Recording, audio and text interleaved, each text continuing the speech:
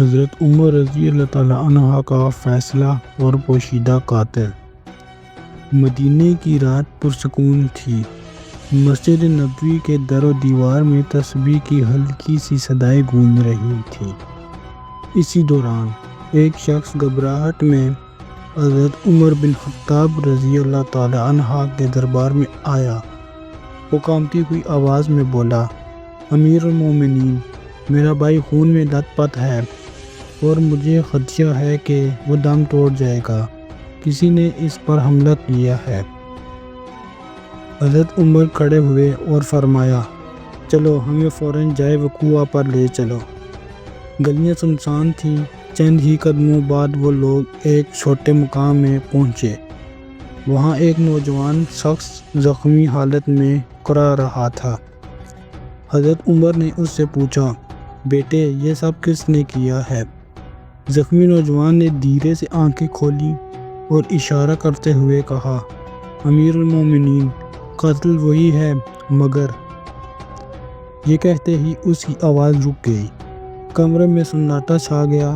سب کے چہروں پر حیرت اور خوف نمایاں تھا، کیونکہ اس کا اشارہ کسی عام شخص کی طرف نہیں بلکہ مدینہ کے ایک معزز تاجر کی طرف تھا، جسے سب دیانتدار سمجھتے تھے۔ حضرت عمر نے سخت نگاہوں سے اس تاجر کو دیکھا اور فرمایا، کیا تم پر یہ الزام درست ہے؟ تاجر نے پسینے میں ڈوبتے ہوئے کہا، نہیں، خدا کی قسم میں بے قصور ہوں۔ اب پورا ماحول سسپنس سے بھر گیا تھا۔ ایک طرف زخمی کا آخری اشارہ، دوسری طرف ملزم کی قسمیں۔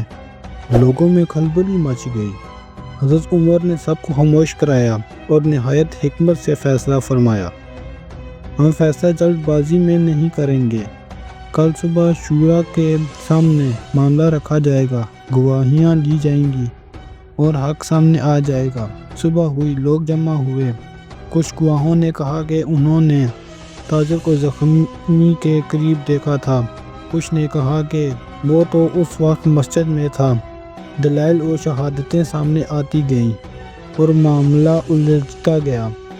آخر کار ایک بوڑھی عورت نے گواہی دی، میں نے اپنی آنکھوں سے دیکھا کہ تاجر کے ساتھ ایک اجنبی شخص بھی تھا۔ اجنبی نے کیا، مگر لوگوں نے اندھیرے میں سمجھا کہ تاجر قاتل ہے۔ حضرت عمر نے فوراً تحقیق کروائی۔ تلاش کے بعد وہ اجنبی پکڑا گیا اور اس نے خود اعتراف کیا کہ اس نے ذاتی دشمنی میں وار کیا تھا اور جان بوجھ کر ایسا ماحول بنایا کہ الزام تاجر پر آئے۔ یہ سن کر سب نے اللہ اکبر کہا۔